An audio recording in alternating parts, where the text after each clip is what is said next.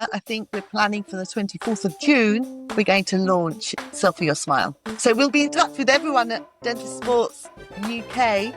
No, Sports. So, yeah, anyway, you decide. You'll get sports dentistry. You can say whatever you like, Serpil. We'll all listen, don't worry.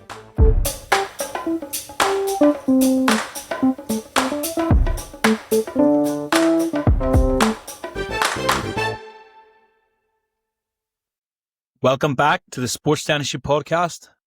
Umar, you made it home. You made it home from Tenerife.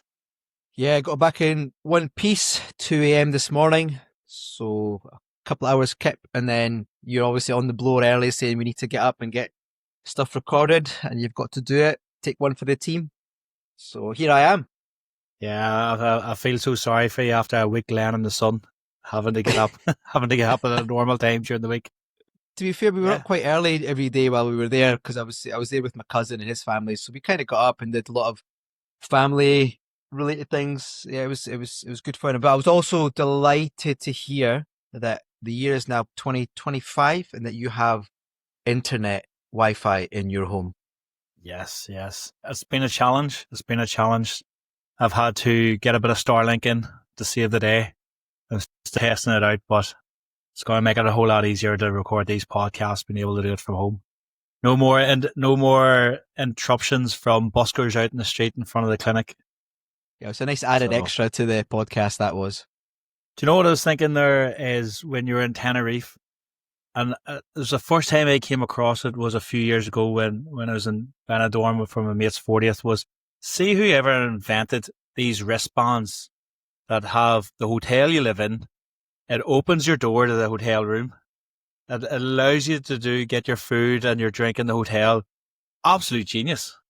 Like, they're the most handiest, easiest things to use. Whoever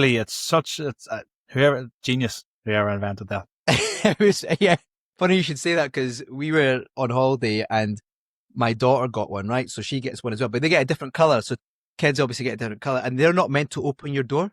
Because there's obviously other doors that take you in and out of the resort. So it's not meant to open your door.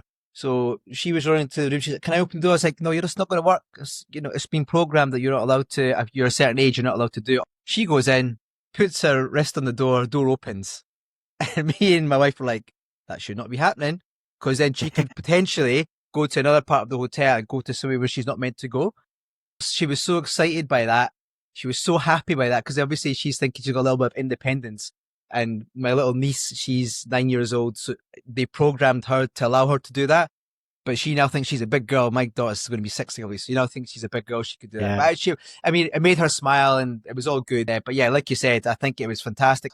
Ingenious, definitely.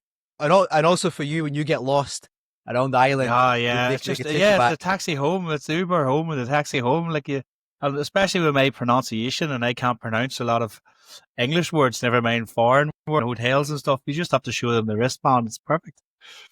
Absolutely. It's perfect. So we got quite a lot of positive feedback of Anthony's podcast. Really interesting podcast, and what a story he's had, and his passion for what he does. Again, it's almost every guest we have on now that you can feel why they have got to where they have got to, and experiences that they have had is that passion that they've been able to drive themselves with. Yeah, it was great to hear his story. And one of the takeaway things I got from there was he said he sent over 100 emails and he got one reply. Yeah. And that one reply basically changed the trajectory of his career. Now he's doing, thousands in a day, tens of thousands a month, hundreds of thousands a year in Mouthguards, but he's still not standing still. He is still looking to move forward. How can things get better? How can things get more sleeker? Honestly, in awe of what he's doing. And it was great to hear his journey and where he sees it going, and the fact the partnership he has at the moment with Prevent, with the IMGs is, I don't even know where the sky's the limit. The sky's the limit with what Mouthguards could potentially achieve. Yeah, I like the way he innovates. He doesn't just, he thinks outside the box, and he looks at it from his own perspective and sees, is there ways he can improve? Is there ways he can do better? And the way he's been able to use that to develop the manufacturing process of the mouthguard, but also how He's at one stage set standards, a certain minimal standards for boil and bite mouthguards and things like that. So great story, very inspirational for people going out there. And as you said, he got that one reply out of them 100 odd emails, and that really changed everything for him. And that's the thing about putting yourself out there. And we've said that so many times, and I think we're going to say it so many times. It's like, if you have something that you think may change the scope of dentistry in general or sports dentistry in general, what's the worst that can happen? You get a no, or you don't get, and nobody gets back to you. But there's maybe that one person or one organization that's willing to take that punt on you and see where that leads you to. The golden nugget I got from that podcast with him, we obviously had the conversation about mouth guards and the changing dentition, patients who are wearing orthodontic braces or aligners. And he talked about using the boiling water, putting on the fitting surface for 5 to 10 seconds. That softens it. Then you put it in your mouth and you have a cold drink of water, and that helps reset it into the new position. And you can do this every 2 to 3 weeks. And for me, that was actually quite an eye-opener, because I can now factor that into my treatment planning going forward. And like we said, you have done it differently. I have done it differently. Anthony's got his take on it. But that's what this podcast is about, is so we can share those informations to share the information to the listeners as well, so then they can incorporate that into their practice, because every day's a school day. Yeah, definitely. And it's learning from each other and come together to try to make things improve. And I think that's an important thing. I think Fiona said it in her interview, it's important to leave the ego at the door and accept that there's other people doing things other ways, and looking at it from that perspective and seeing, can we improve, or are we happy with how we're doing things and stuff like that. But it's really not, it's my way or the highway. It's really having that open book and having these discussions and trying to find what's the best way we can support these athletes. Yeah, you have to be willing to listen though, don't you? You have to be able to understand someone else's point of view.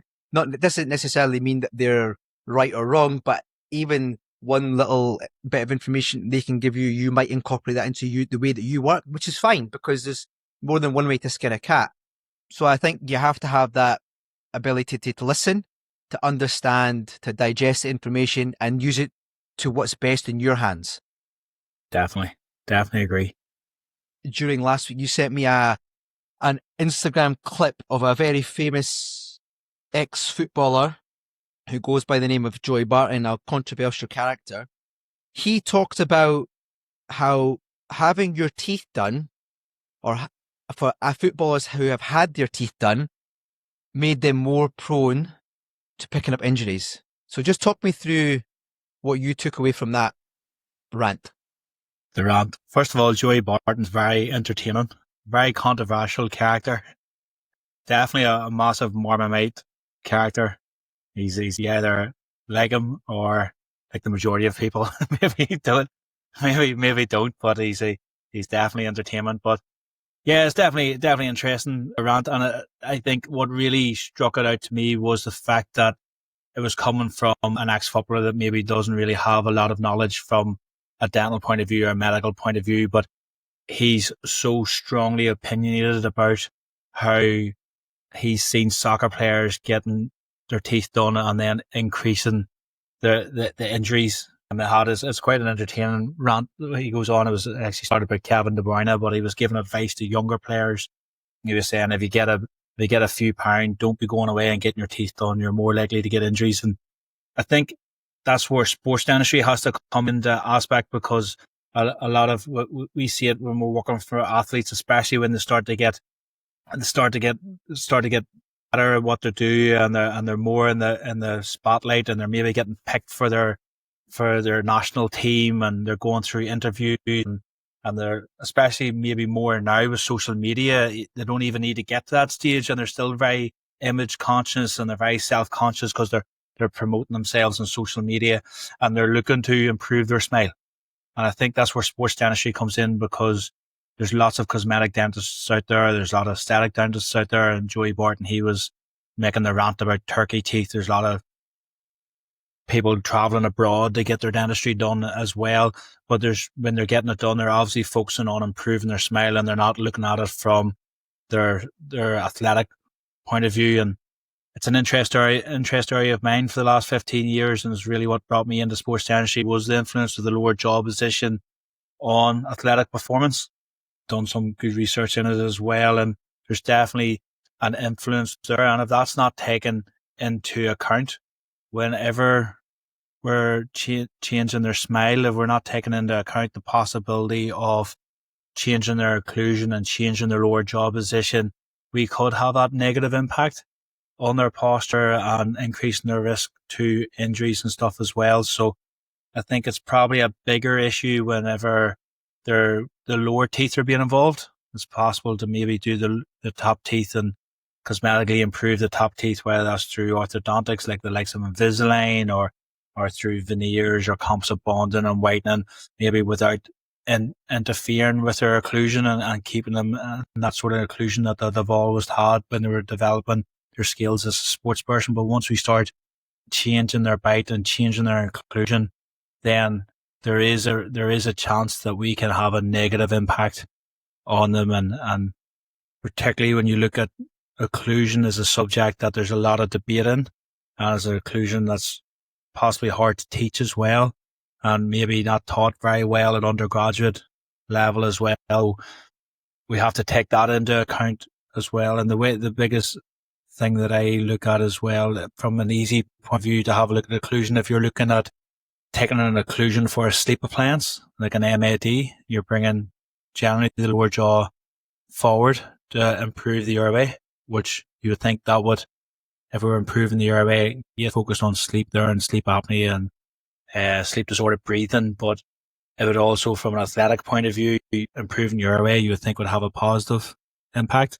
But then a lot of the times, if you're looking at it from like a CR, if we're looking at reconstruction occlusion and the traditional way of using CR, a lot of the time that could lead to a retrusion of the lower jaw, which is completely opposite to what we're doing for a sleep appliance.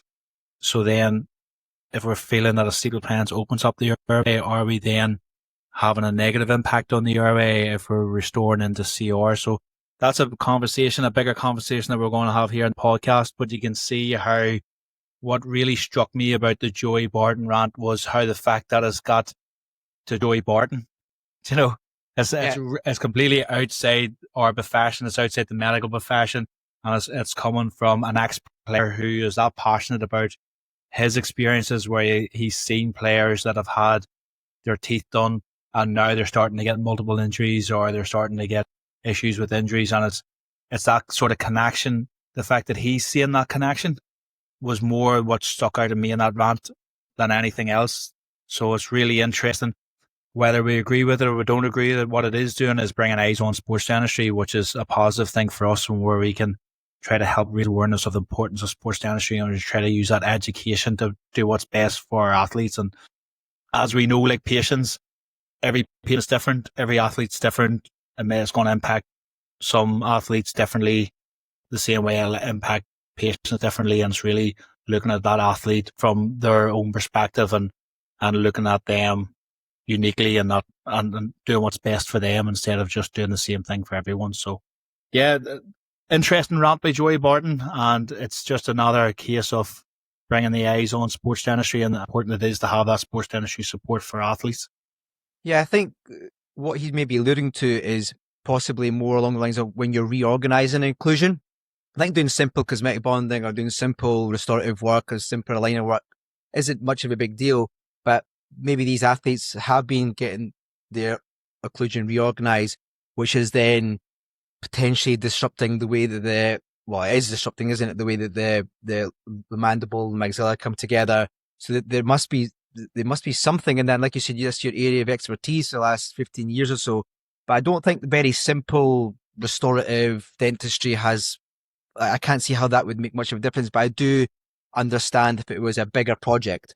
So then do we have to then tell the athletes, look, if we want to do a bigger treatment here, if we need to start reorganizing things, there is a risk that you could get injured? Where does that leave us though? Because there isn't a cause and effect here, or a relationship with it. There's no studies potentially that we could do to say that you've had your teeth done, now you've got this injury. I'm not sure how that's going to develop as time goes on. So it could just be a case of with somebody like Joey saying that it's something for us to look into a bit more.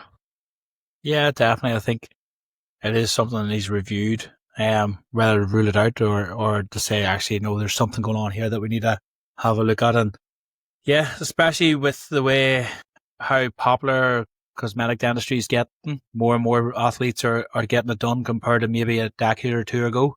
And it's almost becoming the norm that athletes are getting their teeth straightened or they're getting their teeth whitened or they're getting veneers or they're getting a full mouth smile rehab to improve how they feel and how they look.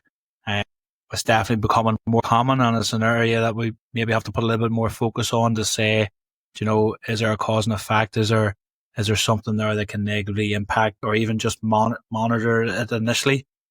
But definitely it's an area that needs a little bit more focus, a little bit more research, and definitely an area where we as sports dentists can help. Yeah, because I think if you're going to say to an athlete, there is a risk that this could have a negative impact on your performance or your potential to get injury, that changes the game. Like, that's a massive game changer for dentistry in general. But until there's evidence to suggest that, I don't see why we would need to alter our approach. But certainly it's something that we need to look at and identify and open our eyes a bit more to that potentially being an issue as time goes on. The more the athletes are getting it done, like you've just said, the more and more athletes are wanting to get it done. So it's something, if there's someone listening out there who has a interest in that sort of field, or they have money behind them from a big university that's willing to fund the research, then it's maybe something to look at. Yeah, it definitely would be interesting.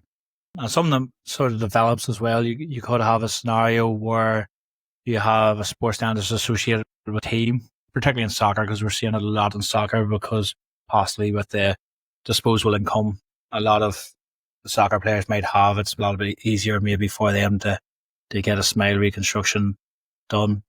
But it could be where you have your sports dentist associated with the team, but the players are actually going to a different dentist to get their cosmetic dentistry done. But it's maybe trying to link that in where the sports dentist knows what's happening, so they can put that as part of the athlete's profile, so they can, and maybe then it's easier then to monitor if there's maybe more issues afterwards. But there could be other factors involved as well. Could be a trauma they received, during a match that's led to it as well at the same time. But it's really just having that full picture of what's going on with that player or that athlete, so they can help that medical team try to ensure that athlete is prepared, or the athlete best prepared to prevent injury or recover from injury. So it's maybe that scenario as well where it's we know that it's happening and it can be monitored, rather than saying you shouldn't be doing it just in case. Yeah, definitely. I think that's a conversation that needs to be had, and what better time to have it than at the second Sports Dentistry Conference in Manchester on the 12th of September. And ticket sales have been live for a couple of weeks now, and there's been really great interest. There's been a lot of messages asking about it, and ticket sales have been going well. But, the more the merrier. Yeah, looking forward to it as we're getting closer. And as we're building it up on the socials and conversations with other sports dentists, it's going to be a good day. And it's September, so I'm expecting the sun to be out. Tenerife weather, maybe. We never know. We might get a good September, but it'll be a great day. Meeting up with colleagues, getting some education, networking, socialising over the dinner, and then heading to watch international cricket. Like, no matter what sport it is, when you're watching the elite players play, it's absolutely unbelievable. Just the speed of some of the games and the athleticism of the players, no matter what sport it is, it's always a great spectacle. I mean, if you've never watched live sport, when you go for the first time, you'll never forget that experience, the first experience you ever have, especially at that level. You're watching the best players in the world performing their craft, what they're getting paid for, what they're getting paid to do. And September, the weather tends to be quite good in September. Manchester is quite known for being wet and windy. However, if the sports dentistry gods out there will shine the light on one day, please let it be. Please let it be that Friday. Yeah, I'm sure it is. Talking about the UK Sports Dentistry Association, our next guest is the leader of one of our partners, which is Dental Trauma UK. And we seen her present at the first conference, and as you mentioned before, the passion was fantastic, and just what they've been able to develop in the Dental Trauma UK. I didn't realise just how much work that they went into it and how much support that they have for the members. I was a little bit blown away by that, and it gives us something to aspire to from the UK Sports Dentistry Association to match what they've been able to achieve. Oh, absolutely. And I think the resources they have available on the Dental Trauma UK website is mind-blowing. I think we were all blown away last year when she was talking about what they actually have available on their website, step by step, of pretty much every single dental trauma you can think of, step-by-step videos, step-by-step instructions, videos and posters that you can use in your practices and out with. Certainly the Save a Tooth video, which if you've not seen it, it is a brilliant animated video of how to save a tooth for the public. And also they did the campaign in Glasgow at the train station, which again, she talked about that, and it was called the Selfie Your Smile. I thought that was absolutely fantastic. Selfie Your campaign. Smile.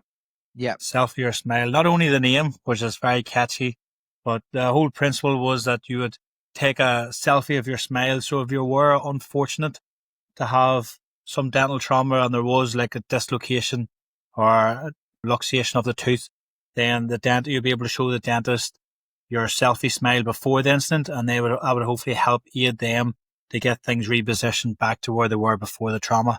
I thought just that was an absolute great campaign, and just for it to come up with it and have a great slogan with it as well. Really catchy slogan, and hopefully it's something that does really take off, because you can see how it can be very useful for the dentist that's supporting someone that's had dental trauma. Oh, absolutely. And just as we were talking to before, I've actually got a young 12-year-old girl booked in on Friday who's had dental trauma, being hit in the face by a hockey stick, and she's been to see the Dental Institute here, and they've referred it to me to restore these teeth. And I actually asked the patient's mum to send me a photo of what the teeth looked like before, so I'm able to then visualize and see how I'm going to try and restore these on Friday. So that the timing of that again is unbelievable. I think it's just again opened my eyes again to, although I was kind of thinking about it this morning, the fact we were just doing a little bit of research there and reminded ourselves that they did that Selfie Your Smile campaign. And I think it's super important that people try and advocate that in their practices. I'm sure we'll be able to get some content together and be able to maybe distribute to the listeners. So if there is something that they want to get to put into their practices, then I'm sure we'll be able to get maybe some presentations or some posters together to send out to them. Yeah, so I'm really looking forward to this conversation.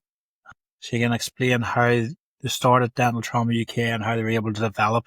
It's going to be really inspiring. So let's rock and roll. So our guest today is going to be Serpil from Dental Trauma UK, and it's going to be fantastic. Yeah, I'm looking forward to this one. Hey everyone, save the date. The UK Sports Dentistry Association's second conference is happening on Friday the 12th of September at the Voco Hotel in Manchester. And guess what? It's not just about teeth. We're combining cutting-edge sports dentistry talks with the thrill of live sport. Right after the conference, we're heading to Emirates Old Trafford for the England vs South Africa T20 International.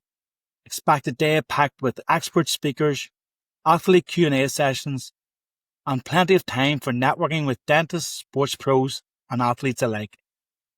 Whether you're in dentistry or passionate about sport, this is a day you won't want to miss. Tickets are live now at sportsdentistryuk.com. Grab yours and join us for an unforgettable day. I'm delighted to welcome as guest on this podcast, Serpil Djemal. Did I get that right, Serpil? You did. Just about. Serpil has been one of the leaders from Dental Trauma UK, so we're really looking forward to this conversation. We have been bigging you up a wee bit, Serpil, no pressure. We've been bigging you up over the last few weeks in the podcast, but I think both myself and Umar were really impressed with your presentation in Edinburgh and your enthusiasm. So we're really looking forward to this conversation. Thank you, John. Thank you, Umar. So just a wee bit for the listeners and probably for ourselves as well. Just can you give us a little bit of a background on how you got into dentistry, that sort of path, and then what led to the formation of Dental Trauma UK? Yeah, sure. I'm delighted to be doing one of your podcasts. So thank you very much for inviting me. I'm a baker's daughter and I grew up in North London, and I've got 4 siblings and all of them went into the family trade, into the bakery trade, except me. I decided that I wanted to go to university. And I remember as a child, we always used to watch movies and my sisters would say, "Oh, hasn't he got lovely eyes?" And I would always say, "Oh, he's got nice teeth." So I was fascinated or attracted to teeth from a very, very young age. I went to university and I went to King's College Hospital, and I felt a bit of an imposter being a baker's daughter. So I spent my time at King's trying to learn as much as I could and do as well as I could. And I really, really enjoyed it. I've got practical skills and I loved doing dentistry. It was a passion really. So it wasn't hard work for me. When I qualified, my first job was with Martin Kelleher at King's as a house officer. And at the end of my time with him, it's quite funny. At the end of my time with him, he always sits down we were called senior house officers then. He sat me down and he said, "Okay, where do you see," I can't do his accent, sorry. "Where do you see yourself in 10 years' time or 5 years' time?" And I looked at him and I said, "With my name on your door." So his office door, by the way, no other door. So that was really, he was taken aback. And since then, he's been my number one fan, my mentor. And if it wasn't for Martin Kelleher, I would say that I wouldn't be where I was in dentistry at all. So that was the start of my career, really. I then went to Canterbury for a year and did orthodontics and maxillofacial surgery. And that was great. And I was inspired by John Storrs, who was the max back surgeon down there, and Geoffrey Webb. And he was the orthodontist. And I remember thinking, I'm going to be like Mr. Keller, so I'm going to do a cons MSc. But after my time with Jeff Webb, I just thought, oh, if I don't get into cons, I'll do orthodontics, because I was inspired by him as well. Fortunately, I got into the cons MSc at the Eastman. And after that, did the usual 3 years, 4 years as a registrar. And then I did 4.5 years as a senior registrar. And I'm giving out my age here because they don't exist anymore. They're now called specialty trainees. At the end of my higher specialist training, I became a consultant at the Royal London Hospital, where I met another one of my inspirations, which was Paul Wright. He was the dean there, and I was the first consultant in restorative dentistry that they had recruited for the Royal London. And I'm pleased to say that although my focus at that time was hyperdontia and oncology, after 9 years at the Royal London, I left them with 5 consultants and a whole load of junior staff. So, I got the knack of sort of developing, finding money from wherever you find the money, and then developing departments. And I really enjoyed that. And then after 9 years, I went back to my alma mater, King's College Hospital, and became a consultant at King's. So that's and then I retired a couple of years ago after 14 years at my alma mater at the end of my career.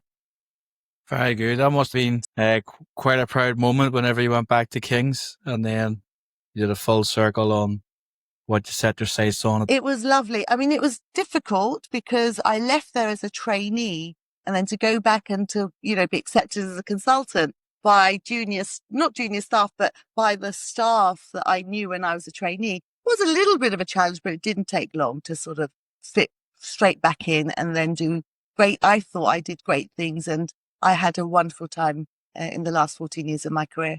Really, where my passion for dental trauma began, because they had, as you know, every dental hospital will have a pediatric department that sees children that have sustained a traumatic dental injury.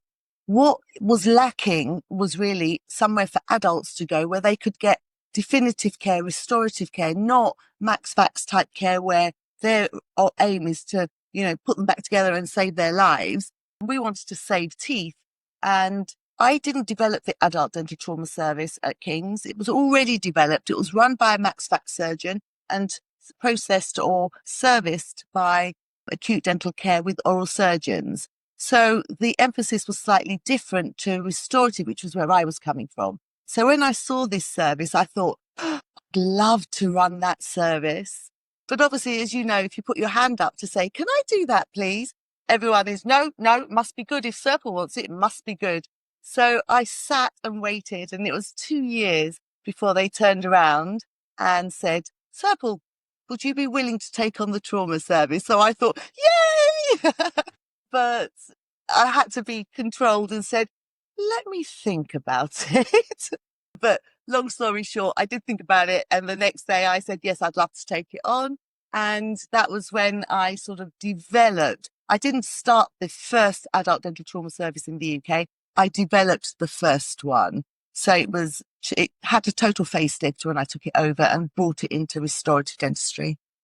So what sort of things did you introduce then? You said you took it over and kind of started it from scratch. Talk us through that transition period, what sort of things that needed to change and to look forward to.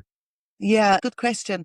First of all, I had to develop my knowledge and skills in management of dental trauma, because I remember the first case, or one of the first cases that I saw, was really quite 6 upper teeth, 4 lower teeth, all displaced and all over the place. And I remember looking at it and trying to reassure the patient with a smile, say, don't worry, we're going to look after you, and reassured them. And then I remember saying, I won't be a minute, walked out, and I walked into the corridor and I went, oh my God, what am I going to do? So I knew that I had to very, very quickly develop my knowledge and skills on the management of dental trauma as well, which I did. And I'll share with you shortly where I went for that information.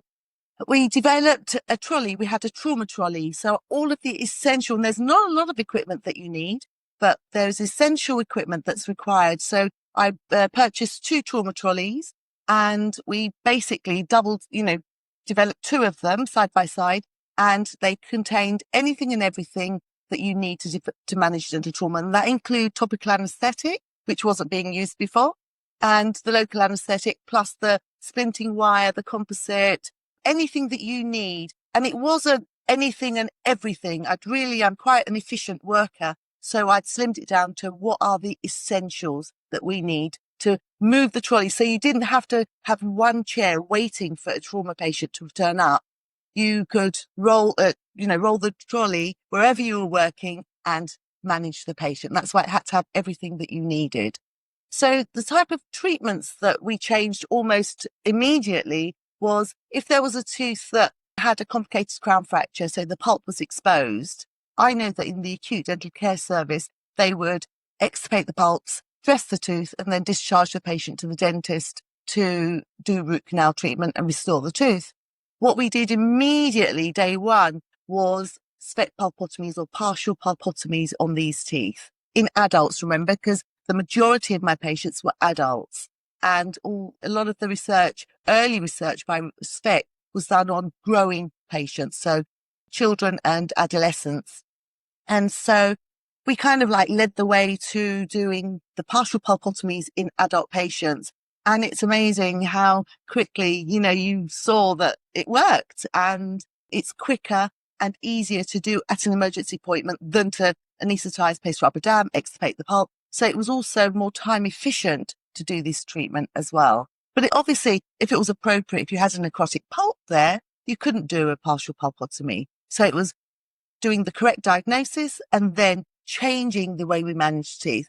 Also, I know, and I met lots of patients that had extruded teeth, some that were wafting in the wind, and they would go via Max Fax if it was out of hours. And what would Max Fax do? They would just take them out and suture them up and stop any bleeding with hemostasis. And what we obviously started to do very, very early on was reposition these teeth, put them back in position, and then obviously splint them according to the IADT guidelines.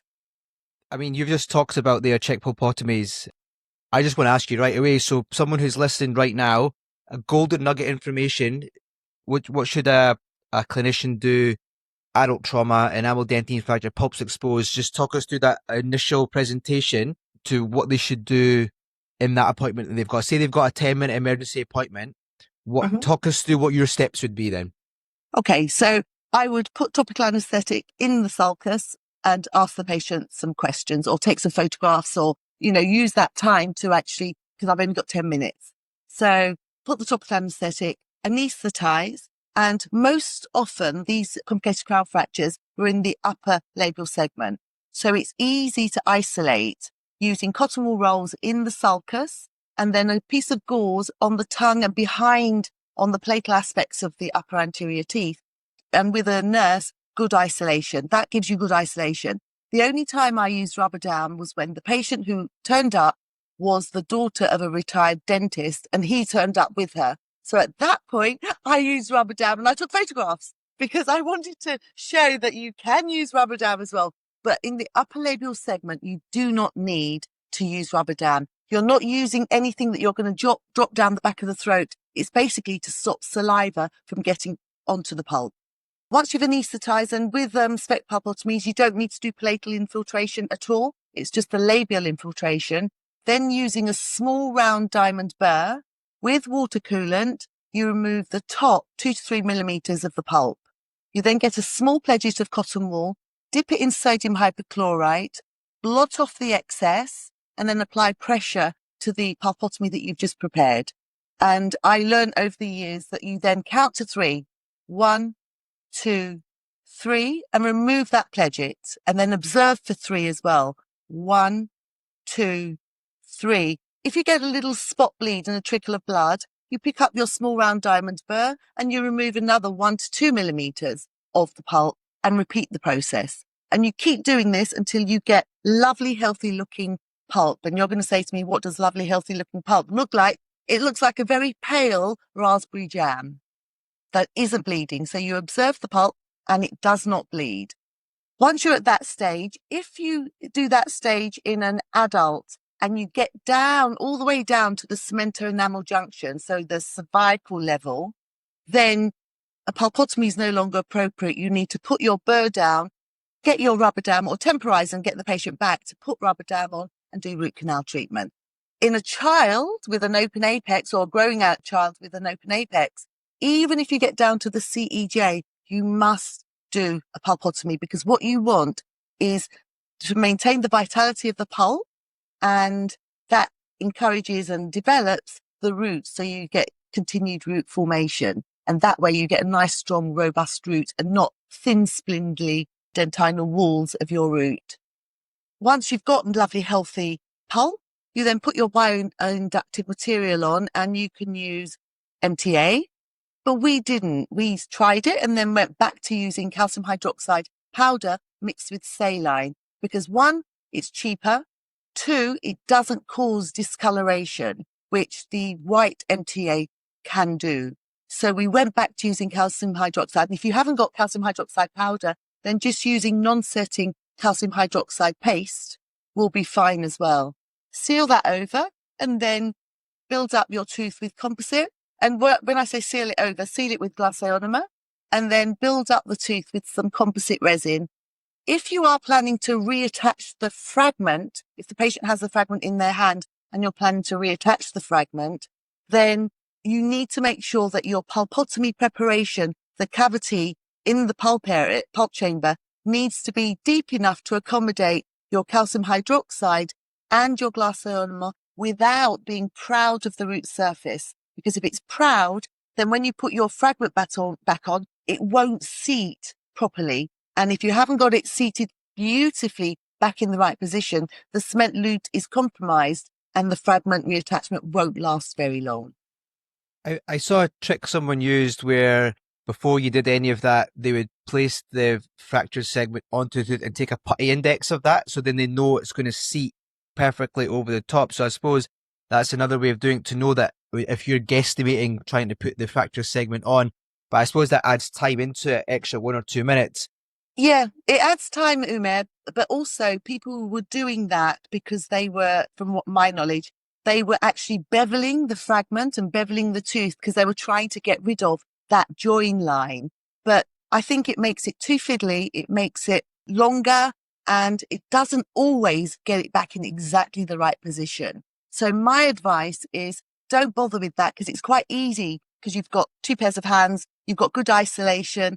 It's quite easy to relocate the fragment, run a probe before you cure, run a probe from the tooth to the fragment on the platal and on the labial side, make sure there's no steps, and then ask the nurse to do a quick we used to use very quick curing lights, but just if you're using a 15-second curing light, then just do a 2-second cure, clean off all the excess, and then fully cure.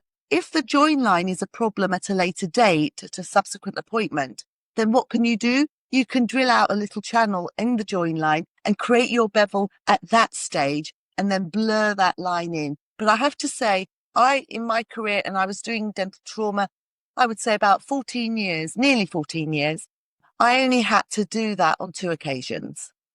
Wow, that's that over 40 years. That's extremely 14, successful. 14. 14. Yeah, I said 14. Yeah. Yeah. I thought you were trying to age me. No, not at all, not at all. Just before we move on to the next bit, you explained that so well, and I was just writing everything down there. I was like, yeah, that's makes so much sense. Biodentine. What's your thoughts on that? So I used biodentine when it was first introduced into the market. And for me, it was technique sensitive. And, I struggled with it. I remember the first day I tried to use it, I scooped it out, I cleaned the area, and I went back to using calcium hydroxide. The setting time for biodentine is 12 minutes. That's why then it extends everything. The mixing was really problematic at the beginning, and you had to get the right number of drops to the powder, and it was really technique sensitive, and the setting time was really, really long. I know that the formulation is much better now, and if you have it in your surgery, then by all means use that. That's great, because we know that MTA and biodentine give a better dentine bridge formation. You get a much more ordered dentine being laid down compared to calcium hydroxide, where it's a little bit random and a little bit sort of porous and hickledy-pickledy. And you get less inflammation if you use MTA and biodentine than calcium hydroxide. But the long-term survival of the pulp, which is what we're aiming for, doesn't appear to be affected. So it seems to work just as well to use the calcium hydroxide that gives a little bit more inflammation of the pulp and the slightly more porous dentine bridge. So don't go out if you're, looking to improve your trauma management. I wouldn't go out and buy MTA and biodentine. Start off simple, because remember, trauma patients turn up randomly. As a general dental practitioner, you'll probably see 3 or 4 acute dental traumas a year. Because we set up the adult dental trauma service at the beginning, I was seeing 1 or 2 a week. Very quickly, as everybody started to learn that we were doing acute dental trauma for adults, then it became, 1 or 2 a day. Towards the peak, at the end of the data collection, because we collected data on all the patients that we saw at King's as well. Towards the end of the data collection, we were seeing 3 or 4 patients a day. Now, they weren't all appropriate for trauma management. Some of them, when you assess the whole mouth, you thought, well, they're already wearing a denture, they've got a bit of gum disease and some caries. That isn't the best thing for that patient would be to have that tooth added to their denture. So you have to do a full assessment of the case and decide, 1, what the diagnosis is, 2, what's the appropriate treatment in this environment for this patient, given their medical history, their smoking status, or whatever else that you're considering. I think that's a very good point, that you don't necessarily need to go out and buy all these advertised materials and stuff. A lot of that process that you described there and the materials you described are all readily available with the root canal treatment kit that would be in the clinic anyway for doing root canal treatment. So Correct. It's not necessarily something that somebody that's looking to get a little bit more comfortable with doing dental trauma and stuff. They don't necessarily need to go out and start getting lots of different equipment or lots of different materials. It's just knowing how to use what's already available in the clinic. Absolutely right, John. It's about knowing what the principles, what you're trying to achieve, and what have we already got that we can use. So as you say, for root canal, you use hypochlorite already. So that's going to be great when you're applying pressure for the pulpotomies. Odontopaste, non-setting paste that could be used on the pulp as the bioinductive material. Yeah, so using what you already have, because also remember, you might spend a lot of money on something and everything has a shelf life as well. So by the time you get around to using it, it might go out of date, and then it's a real faff, about wasted my money. I'm not going to do dental trauma anymore. Yeah. How did you develop then? So if we move on to Dental Trauma UK, how did that come about and how did that develop? So remember I said that one of my first cases, lots of teeth displaced, and I walked into the corridor and I went, oh my God. I didn't say, oh my God, it was more F words that I was saying. And I thought, I've done all this training and I don't know a lot about the management of dental trauma, let alone adult dental trauma, because we got taught a little bit at undergraduate and as I did some of my training on pediatric trauma, but adult dental trauma, not maxillofacial trauma. I'm not talking about that. I'm talking about adult dental trauma. So trauma to the teeth alone and the soft tissues, obviously, but no fractured bones or anything. I thought, I don't know enough. So I then started to read and I should have got the book out to show you guys. I know the listeners can't see the book, but the Andresen big gold, I think it's worth £1,000. It's not that much, but it's a very expensive book. So I read that cover to cover. I joined the Dental Trauma Guide. At that time, it was free. So I studied it. I downloaded it. I had it available in the trolley that we had, the trauma trolley, and basically just started to teach myself. But the best way to learn, I found, was to do it, to get on. And I was very lucky.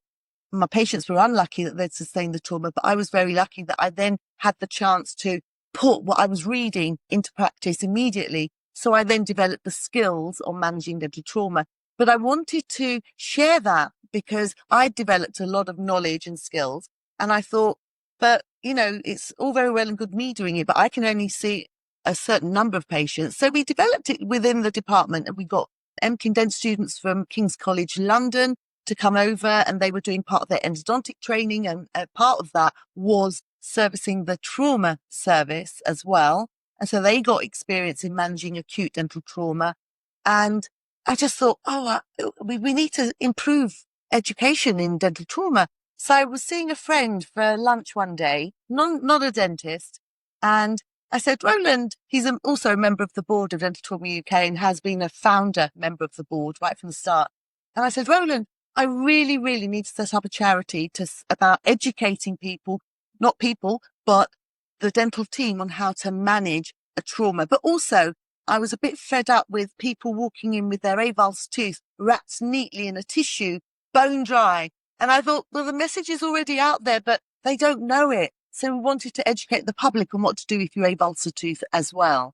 So I said, Roland, I really need to set up a charity. How do I do this? I really I'm a dentist. I'm not, I don't know how to go about doing this. And he looked at me and he went, I can help you, because he'd set up a charity before. And long story short, after, I think it took us a year, but we had pro bono services from a solicitor friend of his who helped us with the application. It took us about a year until we got charitable status. And then it's grown since then. So we have developed a website where we have some patient information on what they should do if they knock a tooth out. We also have information about mouthguards, but we're about to update that, especially after my attendance at your conference. I thought, wow, there's so many, brilliant people here that can help. And Rhea has agreed that she will try and help us update our information on mouthguards for the website. So that's really how it started. Yeah, I've got to say I was absolutely blown away at your presentation last year. I didn't realise the full extent of the Dental Trauma UK website and just how much information and education was on there, and just your sheer enthusiasm for dental trauma and with the experience that you've just described there. I said to John, I was like, John, we need to get Serpil on early onto this podcast because I just think it's going to attract so many different people from all over the world to hear about your experiences, especially if you were doing that much adult trauma on a daily basis by the end of your career.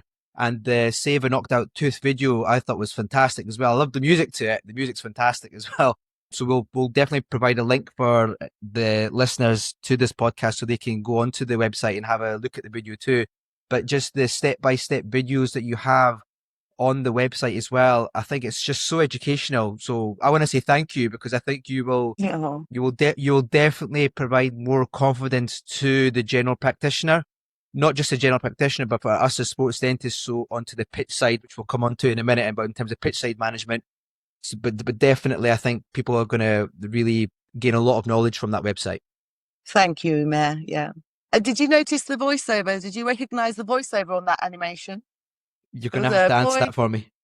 a boy and a girl or woman. Well, the woman was me. That's my voice on the animation. Oh, I was just so engrossed in the video, I didn't even pick up the voices.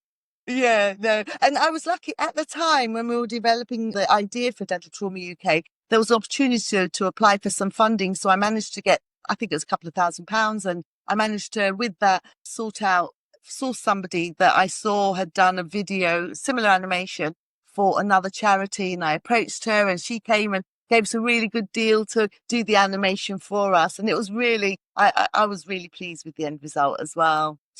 Before I move on, though, I've said a couple of times that King's was the first adult dental trauma service in the UK. I am really chuffed because following our footsteps, there are now several adult dental trauma services in the UK and Scotland as well, I should say. Beth Burns is the adult dental trauma service lead in Glasgow. We've got James Darcy in Manchester. I think it's Claire Forbes-Haley in Bristol. Fadi Jarad in Leeds. So all of these restorative people that have seen what we were doing at King's, and a lot, I mean, not all of them came to visit, but they definitely made contact to pick my brains on, how to develop a service. And now they're doing great things in their local patch, which is what it's all about. And I know that Lyndon Meehan is looking to develop an adult dental trauma service in Neath, Port Talbot. So, anyone out there, if you have any ideas and want to develop something locally, more than happy to help. Yeah, that's fantastic. And just if we go into the Dental Trauma UK as a member, I know there's a lot of great information online for the general public as well. But as a member, we've been very fortunate to work with Sports Dentistry UK, with the UK Sports Dentistry Association, and that any member or anybody that joined was a member with us last year also had the luxury of being a member of Dental Trauma UK. Can you describe for anybody out there that's maybe not already a member of Dental Trauma UK the benefits of being a member and what Dental Trauma UK offers? I'd be delighted to. So just to say though at the beginning, so we've been established for 10 years. We had our 10-year anniversary last November. The membership fee 10 years ago was £30 a year. Yeah. We've developed all of the resources and we've got over 50 hours. And I'll tell you what else you get as a member. But we've developed things and there's a lot more on offer now with the membership with DTUK. But guess what the membership fee is now? £30 a year. So we haven't, because the whole point of being a charity and the whole point of sharing what we know is to encourage people. We don't want people to think, oh, should I be a member of Endo Society or Dental Sports Association, or I want them to be a member of as many, but definitely for dental trauma, because dental trauma overlaps a lot of the other societies as well in what they do. So we've kept the price at £30 a year, and I want to. That's our only income. We have no sponsorship. We have no grant money. We have no fundraising. It's purely from our membership subscriptions. And we do offer a corporate membership to large groups. The smallest group we have is 25 corporate membership. And I'm delighted that Sports Dentistry UK Association or UK Sports Dentistry Association. Yeah. It's okay. I've mixed it up because it's UK Sports Dentistry Association, but I've made the website and the handles all Sports Dentistry UK. So I'm mixing it up myself. That's right. I like Sports Dentistry UK. I like that one as well. I don't think you need the association bit on it, to be honest, but it's got to be easy to trickle off the tongue, you know. So you guys are now corporate members with us at DTUK, and what we offer is free attendance. I better not forget anything on the list. Free attendance at what I called the Bish Bash Bosh, and this year it's 2025. And basically, Bish Bash Bosh is the annual, used to be the conference that we ran, but since COVID, going on webinars and surveying the members, and they actually prefer to stick with webinars. I like face-to-face, I like seeing people, but it seems to be easier for people to attend webinars. So you get free attendance to up to 6 webinars a year. That gives you each one will give you 1.5 verifiable CPD points. You get access to the dental trauma guide. So to become an individual member or subscribe to the dental trauma guide is $60 a year for me as Serpil Djemal to subscribe. But we buy corporate membership from the dental trauma guide. So that means that any one of our members, whether they're full paying members or corporate members with Sports Dentistry UK, then you have access to that dental trauma guide. I have developed, it was Fiona that helped me, Fiona Clark, developed 2 papers that we wrote on fractures and one on luxations, and she converted them for me into 2 modules.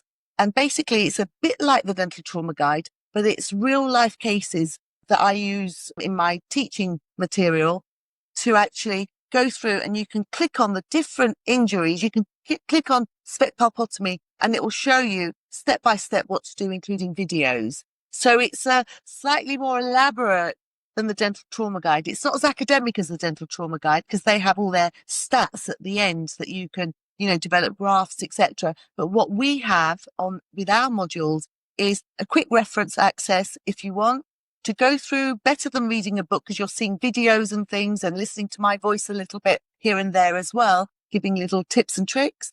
But also, if you do it, go through the whole module, and there are 2 of them, once a year, you have the opportunity to do a multiple choice question. And if you pass that, and I'm sure you will, if you pass it, you get 2 hours of verifiable CPD once a year. So it's a bit like your basic life support training that you do every year to make sure that you maintain your skills. Well, this is an opportunity to do that with dental trauma, pay no extra money for it, and get your verifiable CPD as well. You can't do it more than once a year, but once a year you can go ahead and do that. We've also got patient information leaflets. We've got anybody that's a member that wants a copy of the animation. I'm happy to give them a copy of the animation on the beginning of the website because we want to spread the word. I'm not precious about, it's mine, I'm keeping it, it's mine, I created it. It's about who can see it. Let's get everyone out there to see it. We want to share it so that patients get the best deal when they go for their management. Yeah, it's absolutely fantastic. I didn't realize how much resources there was until we started working together and I started looking into it. So what you've developed at Dental Trauma UK as a resource for dental professionals looking to get more confidence and having that reassurance when it comes to dental trauma is fantastic. I want to touch on a campaign that I thought was amazing when you presented it in Edinburgh, and that's the Selfie Your Smile. I thought it was it was so smart and such an intelligent way to get something that could be so useful. So can you give us a little bit of a background on it and what the campaign was and things like that? Yeah, I'm glad you've asked me that as well, because this is really imminent. It's about to be launched not any day. We know the date's going to be launched. So when I first started doing dental trauma, if you have one patient come in with one displaced tooth, it's quite easy. You see where the socket is. It's quite easy to know where to put that tooth back. But if you have upper and lower labial segments affected and the teeth have either been avulsed, displaced, locked in position, then sometimes it's quite difficult to know exactly where to put the teeth back. And I had one particular girl come in, and this was quite early on in my career. And I'll give you a bit of background on what happened to her. She was carrying her friend. She was 18 at the time. She was carrying her friend on her back. She was giving her a piggyback in their front room. And they were just messing about, as girls of 18 do. She tripped on the rug and then with her friend on her back went full face down onto an oak coffee table and took a bite out of the oak coffee table. She didn't actually take a bite out of it, but she gave me a picture with her teeth marks in the solid oak coffee table. She went to a Max Fax unit near where she lived and they put her back together in inverted commas, splinted, and then told her to go and see her dentist.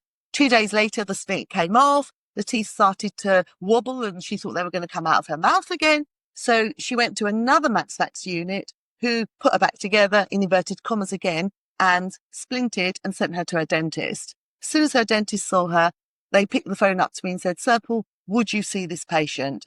And I said, "Yes, send her in."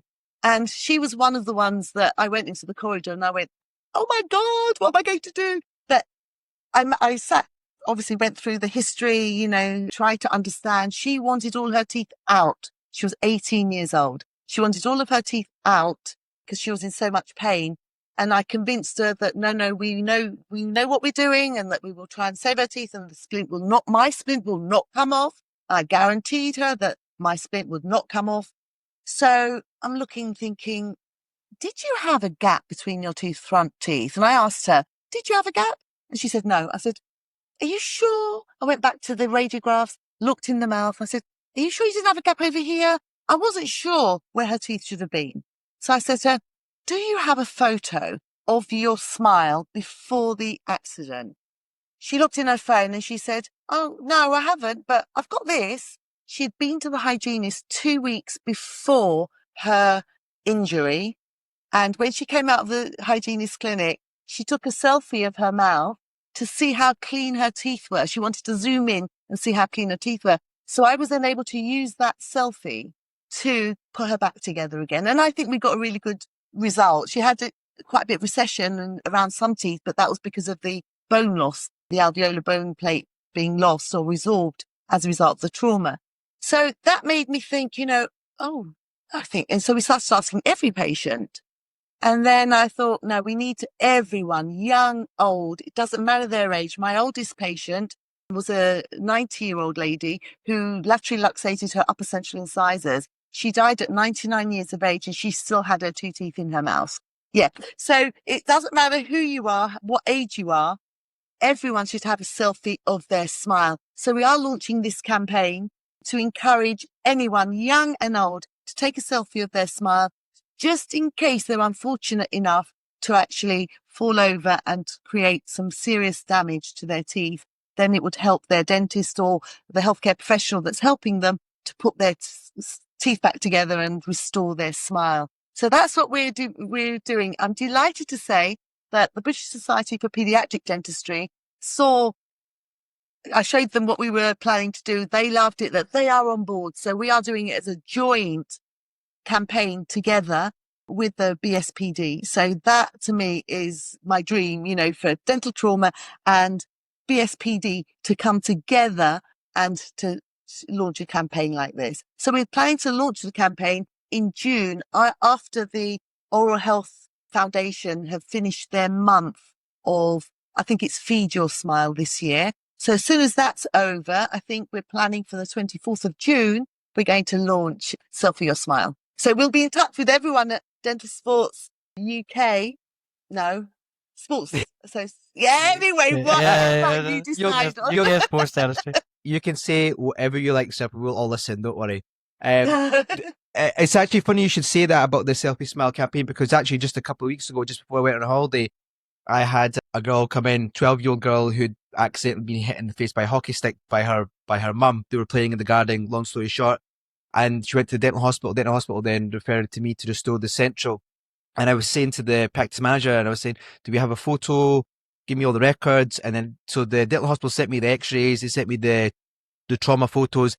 And I was like, actually, we need the photo beforehand so I know exactly what I'm dealing with. And it wasn't until I had a quick conversation with John, we were talking about something separate, and he was like, oh, do you remember that campaign? I was like, yes, I do remember that. And then I got the mum to then send the photo, and she came in. I'm actually going to review her next week, so I'd like to see the changes, but just even little mamelons and just, you know, the translucencies, all that sort of stuff. And it made a massive difference, because then you're clearing your head where that position of the tooth was, and there was a big diastema there already, and then she still had the upper lateral there, so there's impact of the canine. So I was like, trying to, rather than overthinking it, being very clear in your mind before the patient comes in to sit in the chair. And I had that few extra days to be like, okay, this is what I'm going to do. And it made a massive difference. And everybody's got access to a smartphone, and everybody's got access to the selfie. They know how to do it. Kids know how to do it. My 6-year-old know how to take selfies. So there's no real excuse, but if you do have those photos available, it makes a massive difference. Yeah. I mean, I have to say, I was at the World Endodontic Conference last year, and I was speaking to, I think it was the treasurer of the IADT, the International Association of Dental Traumatology. And I was telling him about this campaign, and he was going, wow, that's very nice. Very smart. Yes. He's saying, yeah, I wish we'd thought of that. You get a copyrighted. I thought the exact same. I thought it was a brilliant initiative, and it's so useful. And anybody that's listening here, if you're involved in any associations, any other sports day associations, get behind it and promote it. I know on the 24th of June, I'll be over in Washington at the Academy of Sports Dentistry, and I'll be promoting it over there. Hopefully, they can add it onto their socials and get it around their members, because it's such a useful thing to have for a dentist if they're involved with that trauma, to have that as a support, to know where to try to get back to. With our membership, I just want to say, with our membership, we have 22 what we call regional representatives. And these are people all over the country that are really keen on dental trauma and will go into sports associations and to mum and toddler clubs, so everywhere and anywhere that they have access, to try and spread the word on prevention, but also management, what happens if.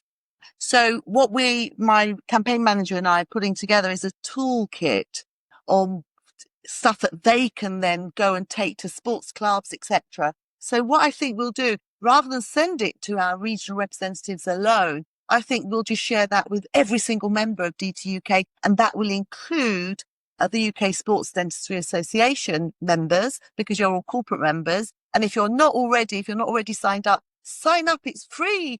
And I know they say there's no such thing as a free lunch, but John and Umair are going to be paying for this membership for you in the future. So it's not free. It's not free. It's free at the moment. Yeah, get on early while you can. No, it's great. Yeah, we'll be hoping to keep that close tie with the UK Sports Dentistry Association, because it makes such sense for having that support.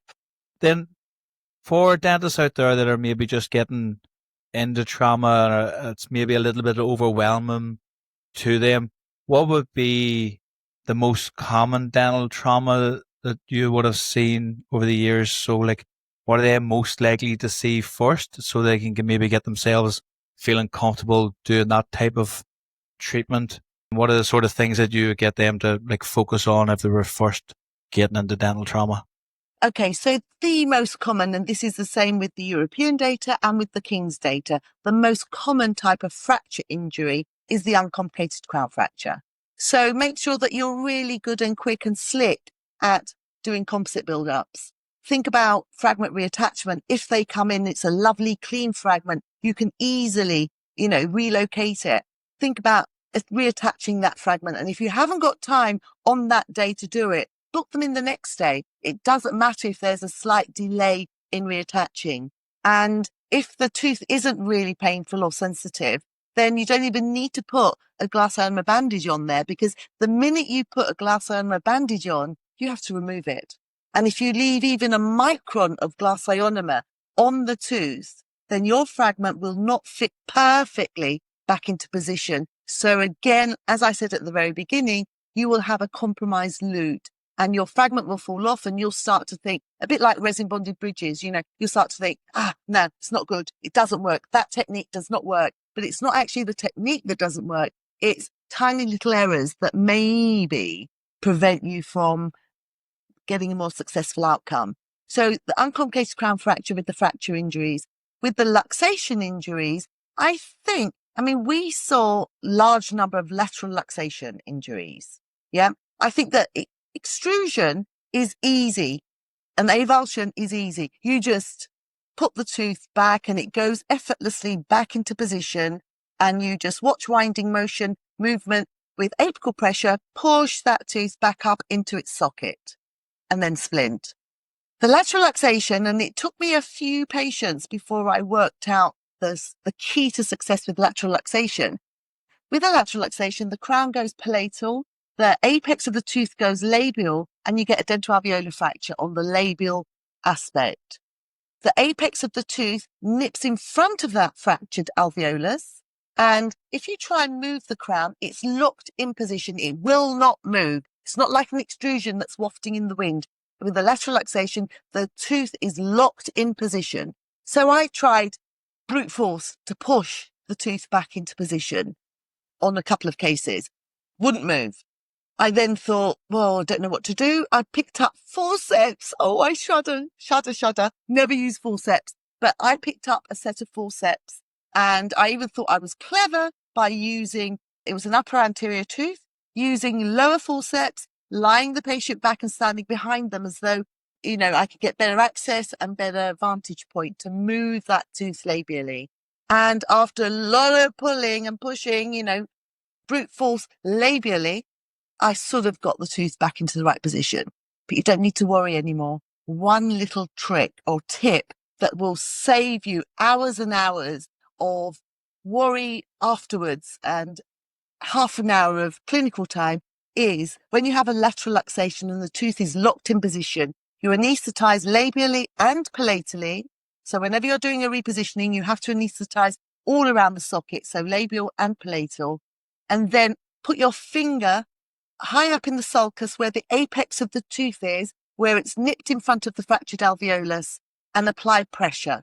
So what you're doing is you're disengaging that apex, and then you can effortlessly then move the crown labially and back into position. I think I've got a video of that on the modules on under lateral luxation. You're applying the pressure, pushing it down. So what direction are you applying the pressure? So it doesn't matter. All you're doing is putting labial pressure wherever. I wouldn't worry about trying to push down. You don't need to do that. Your thumb or finger is much bigger than the apex of a tooth. So all you need to do is apply that pressure and then move, because by applying that pressure, you're moving that apex. So don't overthink it. So you're applying the pressure with the finger of one hand and moving the tooth with the fingers of the other hand. Correct. Okay. But as I said, there's a video. So you go into the modules and see the video if you're not signed up already. Yeah, because I think there would still be some education out there promoting using forceps to help reposition in a lot of locations. It's just your reaction when you said forceps there. Sort of, I was thinking, well, this will be interesting. But I think that's a really, really good tip. Because remember, to grab hold of a crown, especially one that's displaced out of position, so you haven't got the usual vantage point to actually get to it. Well, if you're extracting a tooth, you put the beaks right up into the sulcus, the gingival sulcus, and you get onto the root and you start to jiggle and, extract your tooth. The minute you touch the cementum on the tooth, and damage it, you are predisposing that tooth to external inflammatory cervical resorption. So there's already been a predisposition to that by the actual dental trauma itself. We don't want to exacerbate that or add insult to injury by using forceps and damaging the cementum on the root. So you've now got the tooth or teeth into this beautiful position. Yes. How do you now splint these teeth? What do you use? What materials do you use? Just talk us through that, because you said in your words that you had the young girl case you were talking about who fell over with her finger in her back. She had the splint on twice and they both came off. And you said that mines won't come off. So talk us through your gold standard. Okay, so gold standard is when you reposition a tooth, and it's not so important with lateral luxation because your socket hasn't really been expanded too much. Your tooth is quite securely in position. And all you do is ask the patient to bite together and it will hold that tooth in position. But imagine that it isn't, and it's an extruded tooth and it might, start to extrude back out of the socket whilst you're getting your bits and pieces ready. So you use a temporary splint first. And what I would recommend with a temporary splint is you reposition the teeth. I always ask the patients to bite together and say, how does that feel? And providing that they can get all their teeth together, I know I've got the tooth back in the right position. And then I get a sausage of composite. So I'm holding onto the tooth that I've just repositioned with my thumb, for example, get a sausage of composite and then put it onto the incisor ledges of the tooth that's been repositioned and at least one adjacent tooth. And then ask the nurse, quickly cure that sausage of composite. So that will then hold the tooth in position for you. And you can then take your radiograph to check that you're happy with the repositioning of the tooth. Yeah. You do your check radiograph. If you're not happy, just say it was an extruded tooth and you can see that the periodontal ligament is widened still around the tooth. So you can then pick that temporary composite splint off, apply more apical pressure, jiggling forces to bust past any blood clot, push the tooth back up towards the apical side of the socket, and then apply this sausage of composite onto the incisor ledges again. get your nurse to cure that temporary splint, and then take another radiograph. When you're happy, you leave the temporary splint there and you spot etch the teeth that you're going to include in your splint. And generally we say one uninjured tooth either side of the injured tooth or teeth. So if one central incisor is the tooth that's been repositioned there and needs to be splinted, then you apply the splint to the adjacent central and the adjacent lateral. So one uninjured tooth either side of the injured tooth or teeth. So spot etch, wash and dry. Apply your bond, unfilled resin, onto each of those etched surfaces and then fully cure each tooth. You then get your wire, and I would recommend while the temporary splint is in position, before you start etching, etc., to cut your wire to shape and size. Pick up your wire, and you've also prepared some composite balls. And I say you need big balls and small balls to do splinting. So the big balls are about 2 to 3 millimeters in diameter of composite, and the small balls are 1 to 2 millimeters of diameter. So you've etched and bonded your teeth. You then take the big balls and just put each big ball onto each of the etched and bonded teeth. You then pick up your wire and embed the wire onto those balls of composite. Tap it down with your flat plastic to make sure it's as close to the labial surfaces of the teeth as possible, because the more proud it is, the more it's going to irritate the patient's lip, and they won't like you for that. They might get ulcers, etc. And then get your nurse to do a quick partial cure just to set those big balls with the wire embedded in it, just to hold it in position. You then get the small balls and put each small ball, and I used to use a finger and just pat it down because you want a nice smooth surface. Pat down the small ball, pick up the other small ball, put it down, pat it down with your finger. So what you're doing is you're enveloping the wire within composite. And then it's a full cure for each tooth. And then you take the temporary splint off, ask the patients to bite together. And usually they say, yeah, I can bring all my teeth together. Or if they haven't been able to bite together for 2 days, I had one patient couldn't bring her teeth together for 2 weeks. They'll say things like, I cannot believe it. Or, oh my God, and you'll hear this in the videos that you watch with the modules. What wires are you using then? Because there's different types of wires for different cases, right? Yeah. So there's two main types of wire.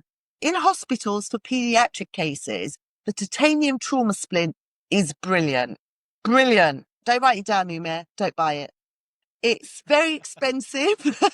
Very expensive. But it's really good, really, really good, because the way it was designed was that it's malleable. So you can attach it to one tooth. Imagine in children, they've got mixed dentition stage and the teeth are all hickledy-pickledy, gaps everywhere, deciduous teeth and then adult teeth, etc. So you could use your flat plastic and just mold it like this and adapt it to the teeth as you go along and apply the composite cure. Next one, apply the composite cure. And the way they envisaged that you would remove it is 2 weeks later, 4 weeks later, whatever the splinting time was, you unpick one of those ends and then you pull, pop, pop, pop, pop, and you pop this wire off and debond the composite that way. I don't like that. One, because, you've got traumatized, you've got fragile feeling teeth. You don't want someone putting pressure on them at that stage. And the second thing is, I used it for 2 adult patients and the splints came off prematurely. They didn't last the normal time. So the alternative, I would say the titanium trauma splint is really for pediatric units where they really need something that is malleable, that they can adapt to a mixed dentition stage type of patient. For adults and for most cases, cheap as chips, so the titanium trauma splint, I can't remember how much it is, but say it's £35 for one strip. Oh, it's more. No, for it's one almost... strip. You can buy packs of 10 and it's £450 or something, so it is very expensive. The recommended splinting wire from the IDT is 0.16-inch orthodontic stainless steel wire, and you get packs of 100 for the same £35. Yep. So I would say, and those are available in any practice that does even a little bit of orthodontics, they will have those wires. So it's 0.16-inch, round, stainless steel orthodontic wire. And if you need to bend them, generally, if you buy them pre-arched, these packs of 100 pre-arched, you don't need to do much bending. But if you do need to do any bending, you cut to the size that you think you need. Then you can just use Adam's pliers to apply a couple of kinks here and there to get it better adapted to the labial surfaces of the teeth. What about solder wire? Okay, so I think solder wire comes in lots of different thicknesses and therefore different flexibility. I think if you've got no opportunity, say you're somewhere in the middle of a forge and somebody avulses a tooth and you need to treat them there and the only wire you have is solder wire, I would say it's better than nothing if it's going to hold it there. Even if it's used just as a temporary measure, then it's better than nothing. But why use anything other than the orthodontic stainless steel 0.16-inch wire? Because it's cheap, it's easy to use. In 2020, the IDT updated their guidelines and they went from a slightly thicker wire to this one. And personally, I think that this one for adults is too flexible. But that's the guidance. That's great. So that's give us a great insight. What we have realized over the last hour, Serpil, is your extensive knowledge in dental trauma. I think that comes across in abundance. So I would suggest to all the listeners out there that if they haven't looked at Dental Trauma UK, to get on it and have a look at it. And for £30 a year, I think it's a steal for what you're getting out of it. But it's free for your members, so... Oh, it's free for our members, yes. Yes, but we do. They're not paying £30. No, they're not paying £30. But we do have a lot of international members. International members are allowed to join as well, aren't they? And they will get free access as well. Yeah. Yes. Yeah, so it's great. Get on the Dental Trauma UK website, have a look at it, become a member, either through the UK Sports Dentistry Association or independently, and get looking at the resources and get promoting the campaign. Selfie Your Smile. It's a great campaign to get behind.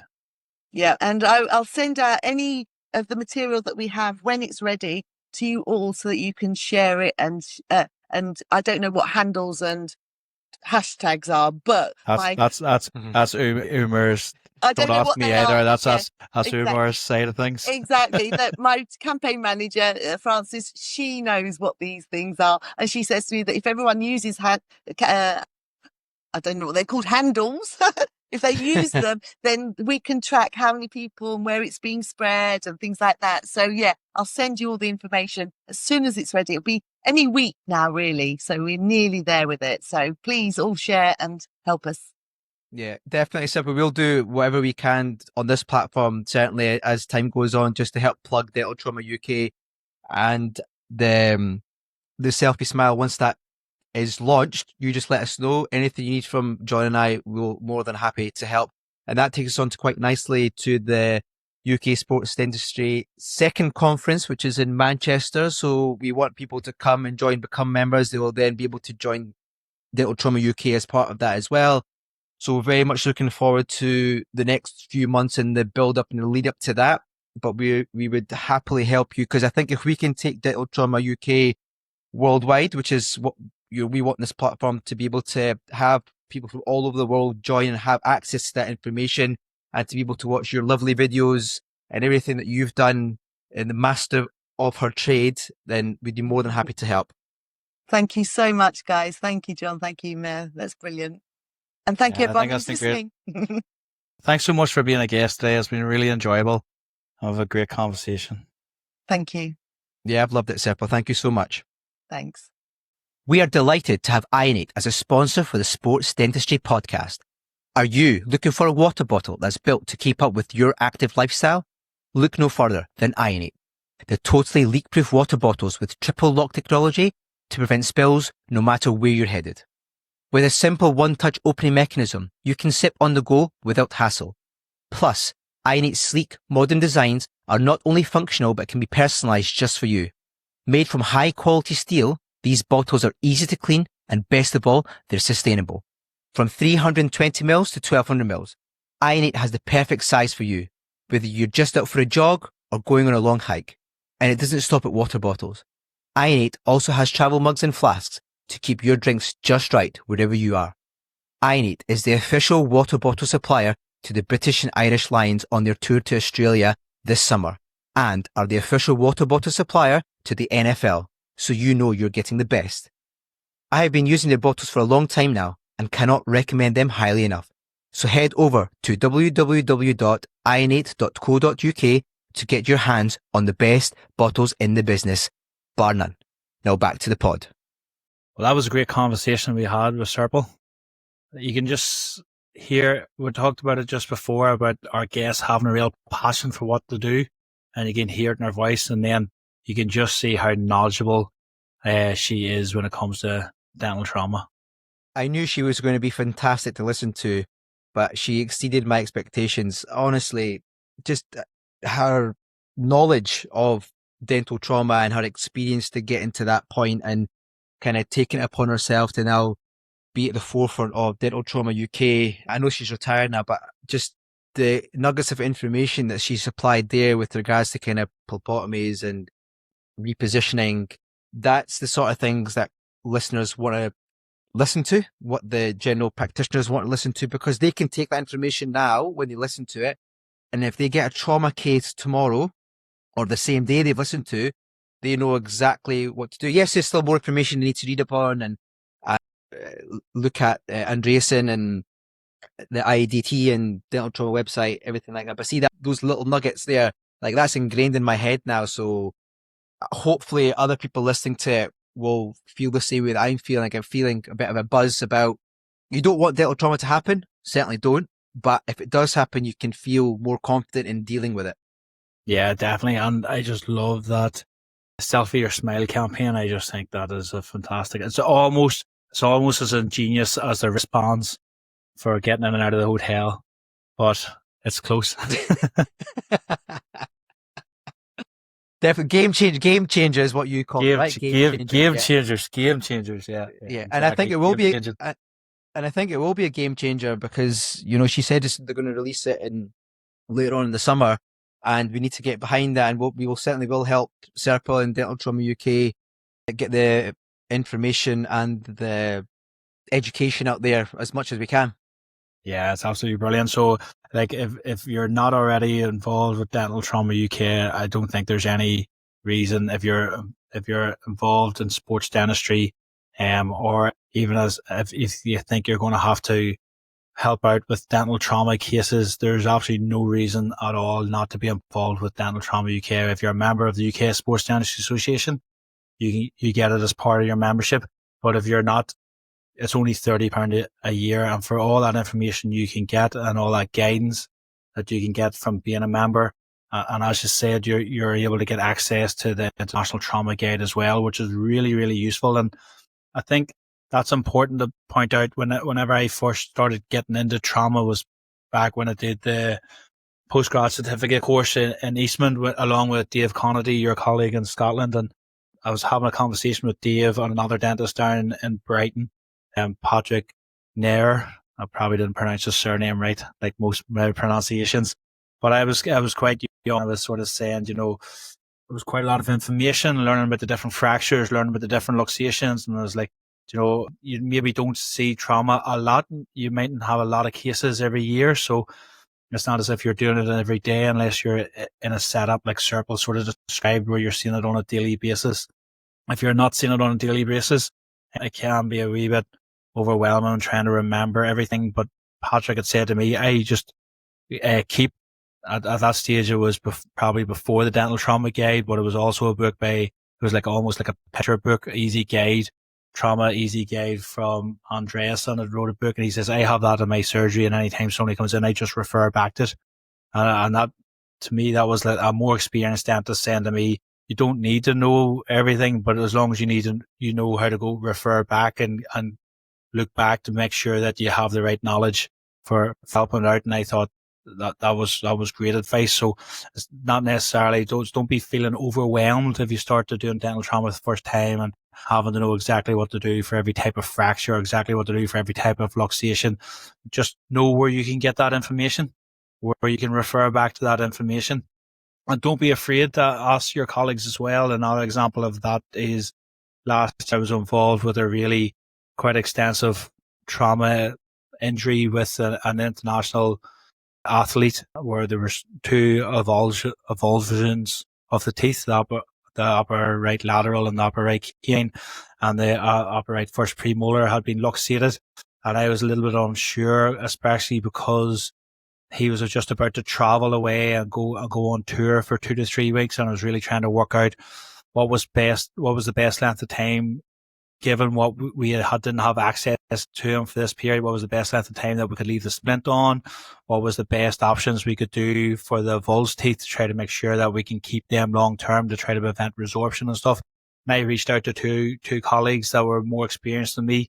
One was a colleague in America, one was a colleague in the UK, and I got their advice, and that helped me then put my treatment plan together to provide support for that athlete. So if you are just getting into dental trauma UK, or first getting into dental trauma, don't be feeling overwhelmed. You can use the likes of Dental Trauma UK to get that education, as long as you know how to refer back to get that. And also don't be afraid to reach out to your colleagues as well to get advice as well. Then they're there for your support, and that's the great thing about Dental Trauma UK and also the UK Sports Dentistry Association that we're building, that them friendships that we can reach out for scenarios where we need that little bit of reassurance and a wee bit of advice. Yeah, I think you're right. And what Serpil said was you've got time. So she was like, when I've got the topical on, I'm talking to the patient, I'm getting a history, you start to understand what's going on. Even if you're unsure about what treatment you're going to do, you can still get local anaesthetic in. You still get local anaesthetic, you get that working. And obviously in the UK, we've got the WhatsApp group where we can easily, somebody could just put in there, I've got a patient come in, just a two or three lines, or even a voice note to say, I've got this trauma coming out, I'm unsure what to do, has anybody got any advice? And there'll be people on that WhatsApp, they'll be like, yeah, maybe you can do this, maybe you can do that. If you're struggling for time and just getting that information, that's the whole point about having this network, is that you can ask other people, because they may have been in exactly the same situation that you now find yourself in, but also having a quick guide to refer back to. So you've got something in the surgery, or you can bookmark the Dental Trauma UK website link in your Chrome or Safari, whatever it is you're using. So yes, having information at hand, but also being able to send a quick voice note or a quick message in a WhatsApp group and getting advice from other clinicians is absolutely key for not just success, but also in your own self-confidence about growing with regards to treating dental trauma. Yeah, definitely. And it's that network and that support really helps. And at the end of the day, it's what's doing best for that athlete, or doing best for that patient. So don't be afraid to reach out to people or accept that you need to relook over something because you haven't had a case like that in a while. There's nothing wrong with that. Not at all. And, like I say, it's a school day every day. We're learning new things all the time. Not every case is the same. There's always some variance. There could be a medical compromised patient as well that bisphosphonates. It opens up a totally different world. So you can never feel like you know everything, because you certainly don't. But if you can pass on your advice and wisdom and experiences to other clinicians, and this isn't just for sports dentists, this is obviously for your general dental practitioner, because trauma can happen anytime, anywhere. So this really is an episode for anybody out there who is a general practitioner in any practice, private practice, NHS practice, community setup, hospital setup, whatever. This will appeal to everybody. Definitely. So that's another podcast in the books. And we're getting professionals to this. Umar, I'm getting there. It's almost the 10th podcast, is it? I'm sort of almost. So almost. I need to be on it. I need to be on it for number 10. That's what I said to say that. No, mate. No, I think you're putting in a good effort. I know you're trying to practice my name every day when you're speaking to the missus. You call them the wrong name sometimes, and she's thinking, "What?" I wouldn't go that far. Nothing's too far for you, my friend. Nothing. Have you anything on this week? Yeah, I'm actually covering the Scotland-Ireland Women's Six Nation next Saturday. So looking forward to that. That should be a good game. And Yeah, it should be yeah. interesting. I think England and France are quite strong. They've been quite strong in that Six Nations, and I think they're playing off now for who wins it. But probably Scotland and Ireland are very similar then underneath, and it'll be interesting as well, especially with the World Cup this year. So it'll be a nice way to finish the Six Nations for them. What have you got on this week? Not a lot this week. Just back in the clinic after Easter, getting back into it. I have a few scans. I have to go into one of the rugby teams to do a bit of scanning. That's about it. Hopefully a nice quiet week. Good man. I certainly need a quiet week. So until the next time, Boomer. Yep. Got it right that time. There you go. There's my guy. Right. See you next time. See you, buddy.